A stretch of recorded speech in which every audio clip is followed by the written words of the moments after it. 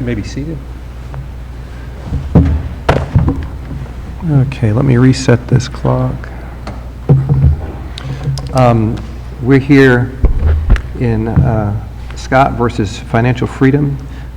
As you both know, the court ordered the oral argument on the issue that we ordered supplemental briefing on. And unless I'm missing something, you did not file a brief, correct? That's correct, Your Honor. Okay. So you'll not be allowed argument today unless we have questions. Normally you would start. I'll just see if anybody has any questions at this point for Ms. Bosecker. Yeah, I'd like to find out So Ms. Bosecker, why it is that you didn't file a brief, Ms. Bosecker. Your Honor, my 29-year-old niece... if you want to approach the well there. I did request a brief extension to file the brief. My 29-year-old niece passed away unexpectedly at the end of August, and I was in Ohio for about a week and a half, and that is why I couldn't file the brief. When was the brief due? It was due September 2nd, Your Honor. When did your niece pass away? August 29th. And Well, I think that you should have been a little bit more detailed in your motion for extension of time. As I recall, you simply said that she had recently passed and that you had been dealing with her passing, and you didn't explain to us that you had been out of state for the funeral. You didn't tell us what recent meant, in other words, when she had passed away, and unfortunately, this court made a judgment on a really incomplete submission, Ms. Bosecker. In fact, in this case, I find that we're having to make our judgments on very incomplete lawyering by you in this case. You have been a lawyer for a number of years now, and you have specialized in foreclosure law, right? yes, Your Honor, for about 3 years. Yeah, and you have quite a history with this court. I probably was on the panel when we first sanctioned you, as I recall, and you've been sanctioned other times by this and other courts. And here you had a case where you had a colorable defensive issue, and you just overlooked it. And then we gave you another 40 days. We gave you 40 days. We only gave counsel 20 days. We gave you 40.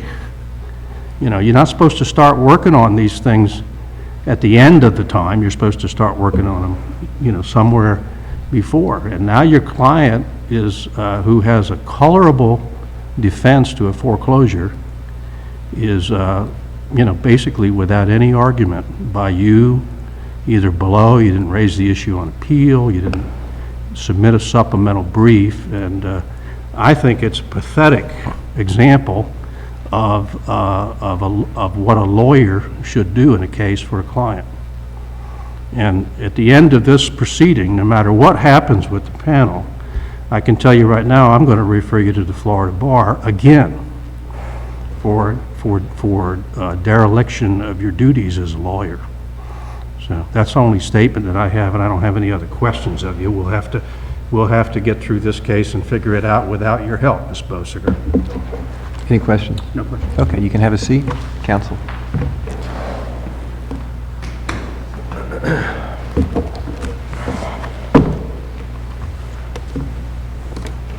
May it please the court, Joshua Threadcraft on behalf of the appellee, One West Bank N.A., now known as CIT Bank N.A.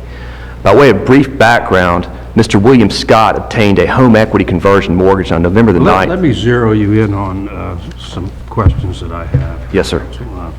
First of all, I read your supplemental brief, and you cited that third district case, which is commendable, and the case is not finished. But I did not see any discussion by you of the fact that Patricia Scott signed the mortgage as borrower.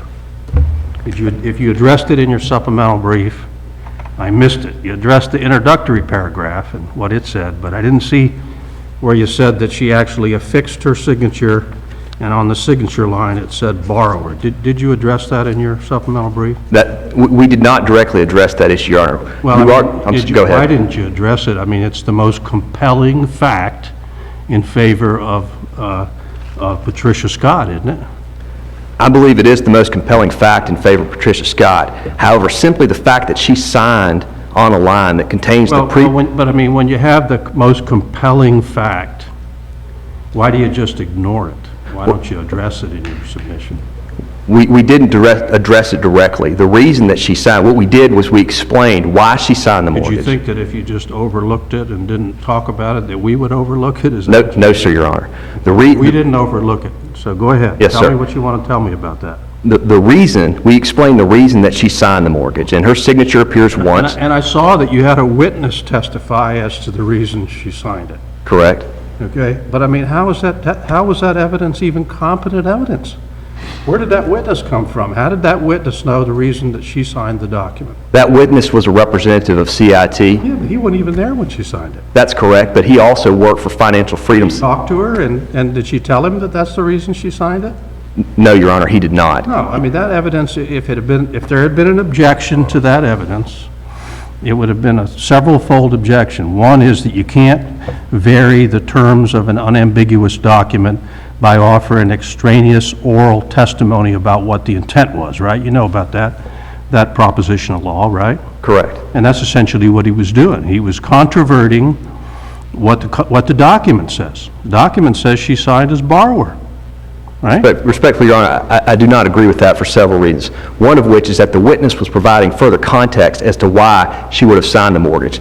We can look to fundamental principles of Florida contract construction, and by doing so, we recognize that the reason that she signed this mortgage was not as a borrower, but rather to acknowledge encumbrance of her homestead interest. Where does it say that in the instrument, that the reason that Patricia Scott, it would have been real easy for your client's predecessor to put that in there, but where does it say it in the mortgage? I've combed through it. I find nothing in there that says the only reason that she's signing it is because she's permitting the encumbrance of her homestead interest. It doesn't say that. Y'all just came up with that, right? No, Your Honor. The reason that we say that is because that's the reason that the lender had Mrs. Scott sign the mortgage. She was not a borrower. How do we know that? I mean, For several reasons. Yeah. First of all is that... how do we know it? What evidence is there that her sole purpose for signing this was to encumber her homestead rights? We know it from the context in which the loan documents were signed. If we look at the introductory sentence... I read the entire transcript of the trial. Tell me where in the transcript, other than that time that you asked your witness to give this testimony about the intent, which he pulled out of the air, essentially. He didn't lay a foundation for it at all. Where else in there does it make any reference to that? Sure, Your Honor. The witness who testified also worked for Financial Freedom Senior Funding Corporation when this loan was taken out.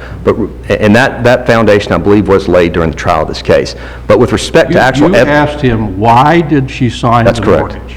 Okay, so, and he says because, where did he didn't say where he got that from. That's true. Yeah.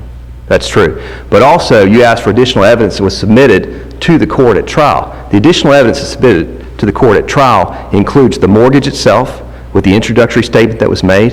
It includes the note itself, which was offered into evidence, and it also includes additional evidence, all of which supporting the single conclusion that Mr. Scott, not Mrs. Scott, was the only borrower in this case. If we look at the introductory sentence to the Now, mortgage... hold on a The second. actual situation in the Smith case, in Smith, the wife in that case signed the mortgage and did not sign the note. Correct. So where's the factual distinction? I believe there's 4 distinctions between the Smith case and the case we have before your honors today. The first of which is that in the Smith case, the defendant specifically raised in their answer the issue that the mortgage could not be accelerated because she had not passed away and she still lived in the home. Patient of error, and we understand that. That's correct. That's the first one. The second one, it does not appear that even though this issue was never raised in the trial court below in our case, it appears that we have additional evidence supporting the single conclusion that Mr. Scott here is the borrower on the loan. That includes the reference to the note. It includes the additional documentation. Third, it also... What additional documentation? Well, we have, for example, the notice of intent to foreclose. That was offered into evidence. The repayment... How does that bear on the legal question of what the contract means and whether she's a borrower under the mortgage. The purpose of the court here and the purpose of the trial court was to ascertain the intent of the parties. And I agree with you, Judge. We have to first look at the content of the mortgage, right? We also need to look at Basically, the third district said that that document, that mortgage was unambiguous, the majority, and that both parties were borrowers under the mortgage. That is what the And third... if that's a legal conclusion, looking at the document alone, then you don't consider all the extraneous evidence, correct? No, Your Honor, I would disagree with that interpretation. The reason for that is this, is that in order to ascertain the intent of the parties, even if a contract is not ambiguous, you are allowed to look at documents that are signed as a part of the same transaction. This court in the Sarding case, which we cite in our brief... But the acceleration notice, the only thing that was signed at the same time was the note, correct? The note and the loan agreement. There's also other evidence which we didn't submit into evidence in the court below because this issue was never raised. But let's just look for a second at the loan agreement, the note, and the mortgage, which CIT's witness testified at trial were all signed as a part of the same transaction. The loan agreement identifies one person, Mr. Scott.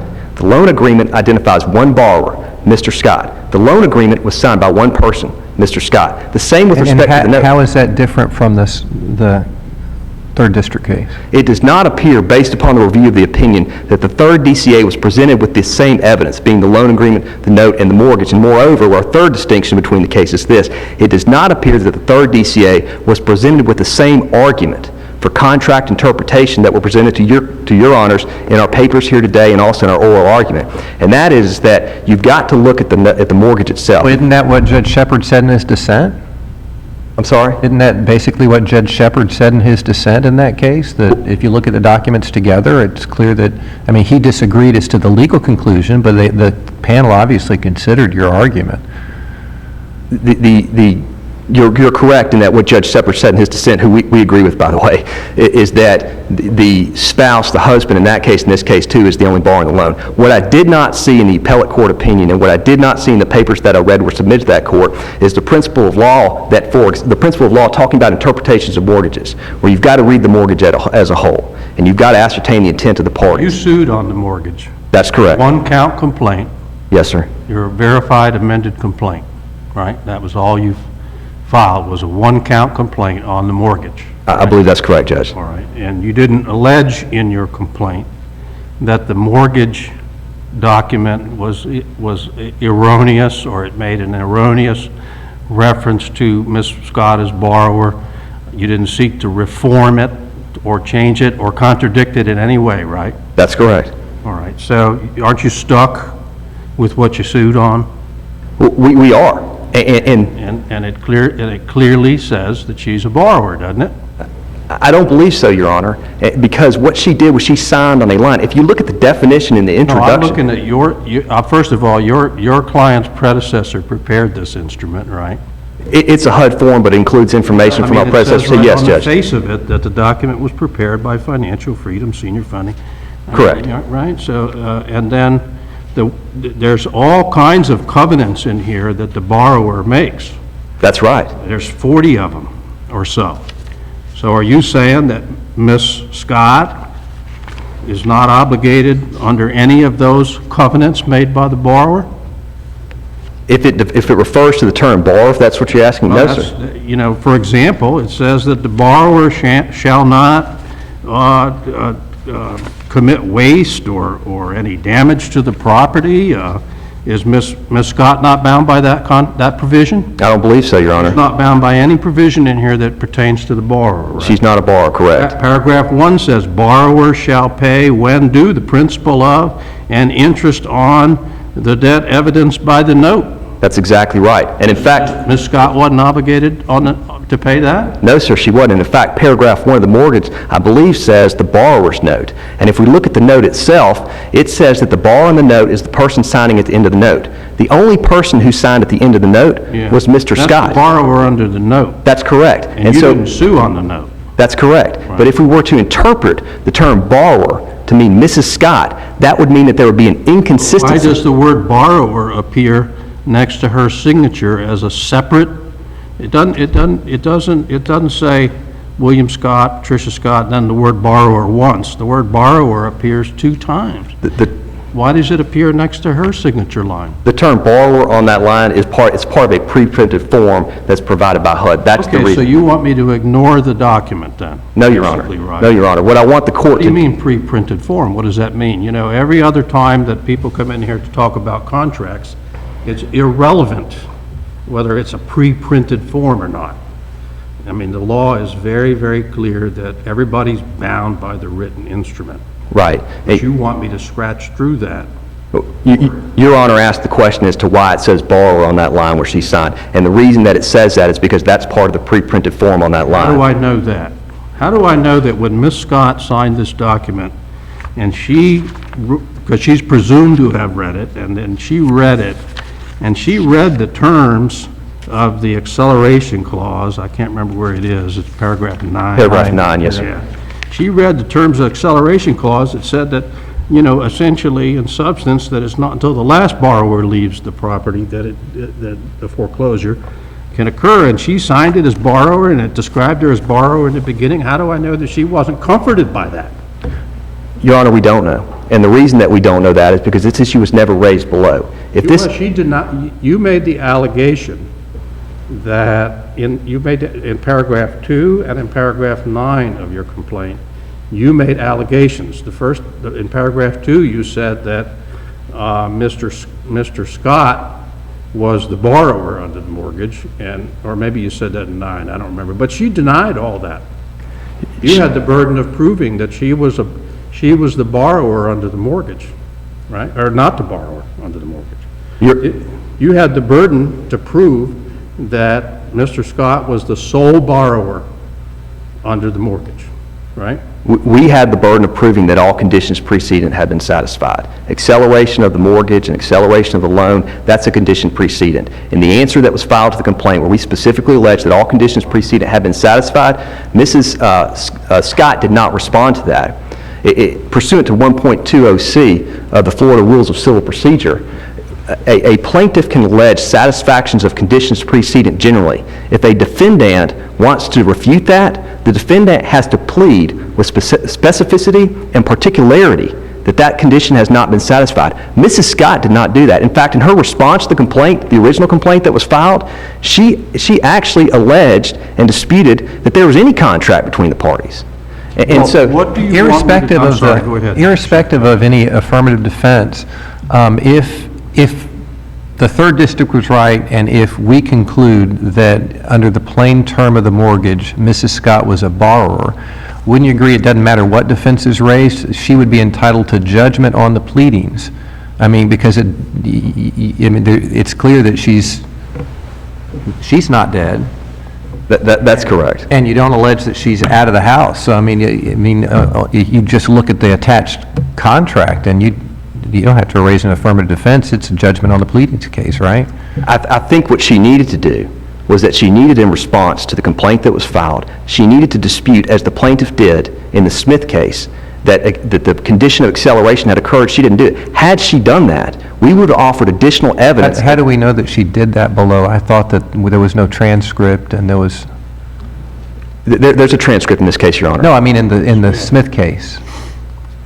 In the Smith case. It's in the opinion. In fact, I believe, I may have the site right here, but I know I wrote down a quote from the case. One of the distinctions between that case and this case is the fact that in the answer, and this is what it says in the Smith case, and I apologize, I don't have the direct, actually I do, it's page 1 of the opinion on the Westlaw site. But it says that this mortgage should not be accelerated as defendant is still alive and living in the property as her homestead. She specifically alleged that in response to the allegations in the complaint. So as a result, the plaintiffs in that case knew that was going to be an issue. If that was going to be an issue in this case, we would have offered additional evidence as we reference in a footnote. For example, her driver's license showing her age. Under the federal HUD regulations, you have to be at least 62 years of age to be a borrower.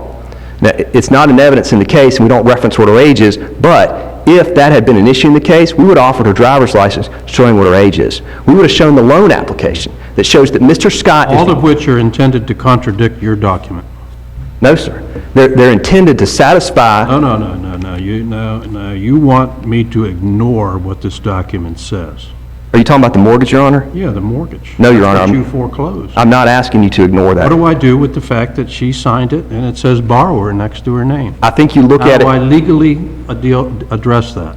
I think there's several ways, but let me hit the first two most importantly. I think you have to look at the mortgage itself and the terms that are used in the mortgage. The introductory sentence to the mortgage specifically defines Mr. Scott, a married man joined by his wife, as the borrower. It doesn't say Mr. Scott and Mrs. Scott. No, it says, you know, I mean, I saw your argument, but I don't even see that because it has both names, joined by his wife, and then after all of that business and their address, it says borrower in quotes and in parenthetical, which means everything that comes before that is borrower in quotes.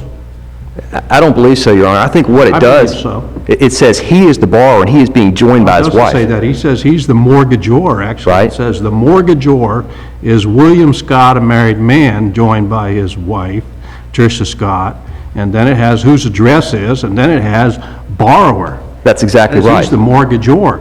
But it doesn't reference mortgagor anywhere in the document and all these covenants, and in your acceleration provision, it doesn't say if the mortgagor dies, it says borrower. That is correct, Your Honor. And also, if you look at it, Wouldn't it be a problem under something like the Florida Deceptive and Unfair Trade Practices Act, FDUTA, to have the only document that she signs as a borrower, and if she reads it, they can't foreclose as long as she's in the house? Why, I mean, and now you come in and argue that, well, look at documents she didn't sign, and she's really not what she signed as. I mean, that just seems almost fraudulent, really. Your Honor, I don't believe so, but you do raise a good point, is that this issue was never raised below. Had it been raised below, we would have offered into evidence a non-borrower ownership interest certification, which was also signed by Mrs. Scott. Now, again, that is not in evidence, and the reason it is not in evidence is because this issue was never raised in this case before. But if it had... You had the burden of proof here. Correct. You filed a mortgage foreclosure action. Yes, Your Honor. And you made allegations in your complaint which were denied. Every allegation of fact in the complaint was denied in the answer, right? Okay. I won't dispute that, Your Honor. And what did you allege in paragraph 2 and in 9 of your verified amended complaint? If I recall correctly, I believe paragraph 9, I could be incorrect about this, said that all conditions preceding to No, it foreclosure. didn't, actually. There was another paragraph that said that. In paragraph 2, I think you said that Mr. Scott was the borrower under a mortgage and that he had died. And look at it for me, Yes, because Your Honor. I had it on my iPad. I wanted to ask. I have it right here, Your Honor. And I Paragraph don't think 2 of the verified amended complaint. Yes, sir. Yeah, isn't that your last one? Yes, sir, Your Honor, it is. Shoot. It says, William Scott passed away on May 2nd, 2008. Under the terms of the security instrument, the lender may require immediate payment in full of all sums secured by the security instrument if the borrower dies and the property is not the principal residence of at least one surviving borrower. Okay, so that doesn't help us at all, really, because it begs the question. What does paragraph 9 say? Paragraph 9 states, there has been a default under the note and mortgage held by the plaintiff in that the borrower, William Scott, passed away on May 2nd, 2008, and the subject property is not the principal residence of at least one surviving borrower. Yeah, Plaintiff- she denied that. She didn't, Your Honor. Yes, she did. She denied paragraph 9 in her answer. Your Honor, they filed an answer 1.5 years. Denied paragraph 9. I'm positive of that. I looked at it. Correct. But in order for that answer to... You had to prove that. Let me hear your answer. In order for that answer to be considered by the court, it had to be filed in compliance with 1.190, which requires that it be filed within 10 days of the date that this verified amended complaint was filed. This answer to the complaint was filed 1.5 years after the verified complaint was filed. This amended answer, or excuse me, the answer to the amended complaint was filed on the eve of trial. Pursuant to the precedent, that's a nullity. It shouldn't have been considered by the court. We actually raised during the trial of this case, we raised the fact that the defendant had filed their answer out of time, and there was no further discussion of the answer whatsoever. This was never an issue in the case. Had it been an issue in the case, we would have presented substantial additional evidence. It was never an issue in the answer that was filed, that was properly considered by the court. It was never an issue at trial. It was never an issue on appeal. In fact, in response to this court's order requiring supplemental briefing on this issue, no response was filed. So we believe that that argument has been waived. But you are correct, we had the burden. We submitted the mortgage, which showed in the introductory sentence that he was the borrower. If we accept the conclusion that Mrs. Scott is a borrower under the mortgage, that would mean that that first paragraph which you referenced, talking about the borrower's note, would not make any sense. Actually, at trial, what you did was you handed your witness the note. and you asked the witness who the borrower was under the note, and he said it was Mr. Scott, and then you put that into evidence. And then later on, you put the mortgage into evidence, but you didn't have your witness talk about, you know, the fact that she signed that as borrower. You kind of just slipped that through, right? No, Your Honor, we didn't just slip it through. We offered the evidence in. Yeah, I know. Ms. Bosaker didn't object to it. I understand that. And- What do you say about, do you agree, it seems like you have conceded in your supplemental filing that the fact that if this is fundamental error, I understand you dispute that it is, that the fact that it wasn't raised in the appellate briefing is not an impediment to the court granting relief here, right? I would agree, Your Honor. If it's fundamental error, it's not an impediment to the court if it chooses Right. to rule on it. However, we cited precedent in our brief that says the decision before this court as to whether to act on this fundamental error, if it is fundamental error, which of course we dispute, is discretionary with this court. And so this court is not required to. And if we look at the context in which this situation arose, if for some reason this court does believe that this is fundamental error, we believe the matter should be remanded to the trial court to allow the trial court to hear this additional evidence and argument supporting the single conclusion, or rather reaffirming the single conclusion, that Mr. Scott is the only borrower on the loan. The trial court never had enough. So you want to reform the mortgage? No, Your Honor. What I want to do. Contradict it? No, sir, Your Honor. What I want to do is I want to offer additional evidence to further support the conclusion that Mr. Scott is the only borrower. And I believe that. What word are we're going to cross out the word borrower next to her signature, and we're going to write in what word or words? We're not going to write in any words, Your Honor. What she did was Leave the word borrower there? we can leave it where, we can absolutely leave it Word there. borrower next to her signature mean the same as the word borrower in the acceleration clause? The word borrower is a pre-printed term on that line. But it does not mean the same It's a thing, pre-printed term on every line. except for the fact that the introduction to the mortgage specifically identifies Mr. Scott as the mortgagor, joined by his wife, the borrower. If we go again to the first. Now, hold on a second now. It says he's mortgagor, he's joined by his wife, and then it says their address, and then it has in a parenthetical, in quotes, borrower. Correct. Doesn't the word borrower there modify everybody that has been named in the mortgage? I don't think so, and the reason for that That's is, the way every contract that I've ever read intends that to mean. I think it would arguably modify Mrs. Scott's name if it said Mr. Scott, a married man, and his wife, Patricia Scott. But it didn't say that. It said joined by his wife. And if we continue to read in the mortgage, if we accept an argument that Mrs. Scott is a borrower under the mortgage, that would mean that the term borrower's note would also place obligations on Mrs. Scott under the note. But it doesn't. If we look at the note defines one person as a borrower, and that's Mr. Scott. And you asked earlier, Your Honor, Judge Trophy, what the argument is, the evidence is submitted. One of the most compelling pieces of evidence that she is not a borrower on the loan comes from the Florida Supreme Court. And that's if there is a conflict between the terms of a note and the mortgage, generally the terms of the note prevail.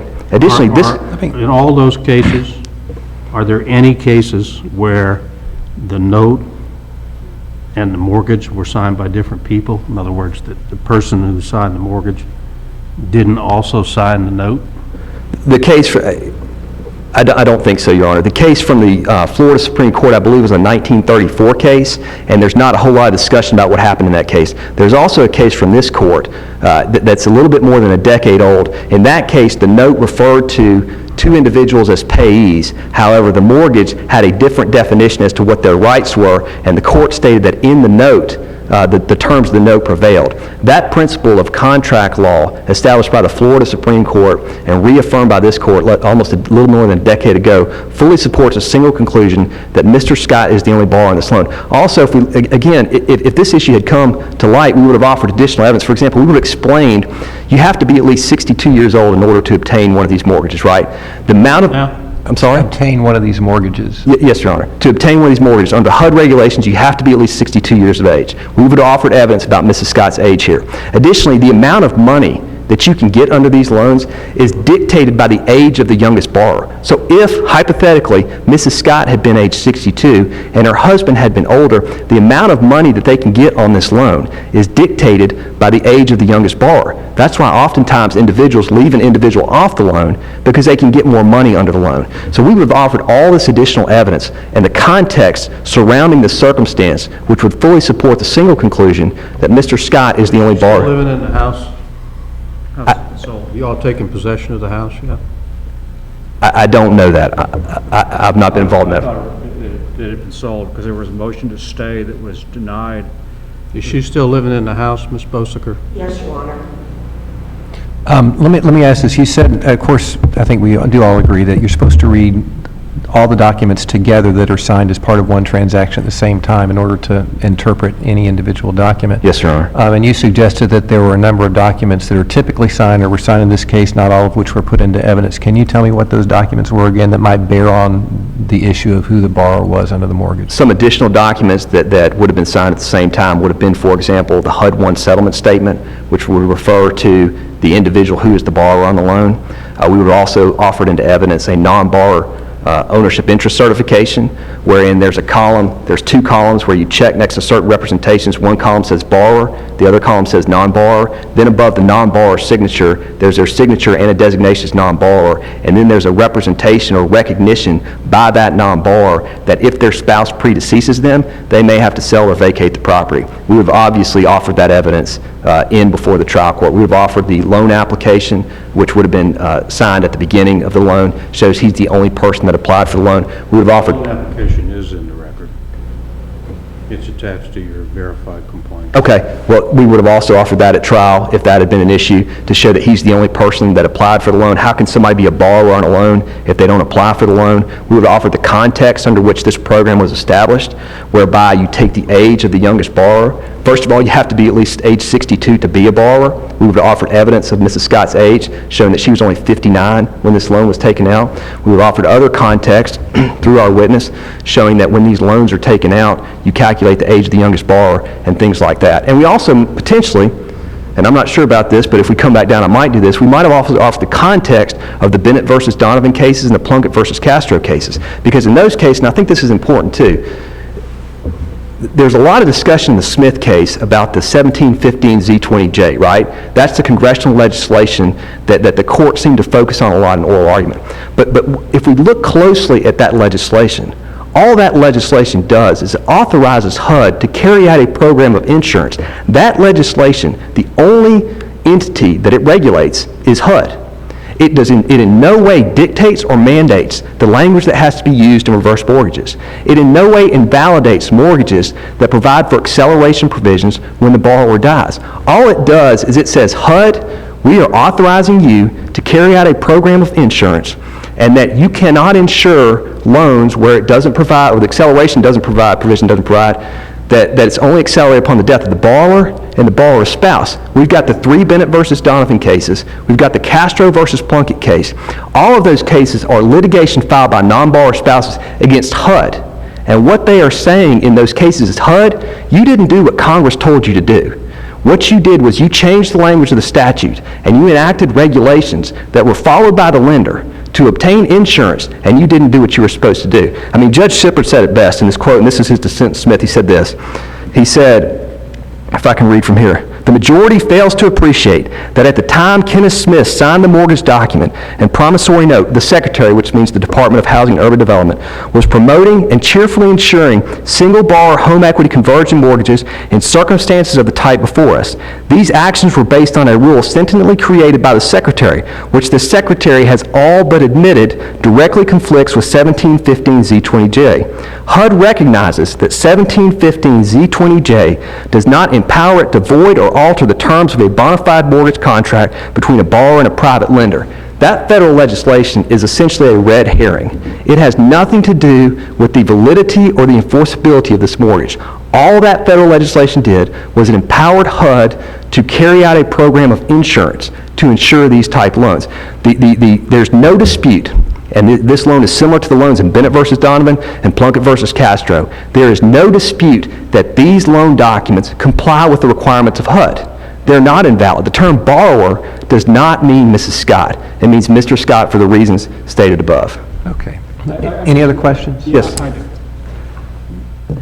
My recollection from review of the record was that there was a motion to stay, that was denied, and that there were pleadings filed in opposition to issuance of a certificate of title or something along those lines.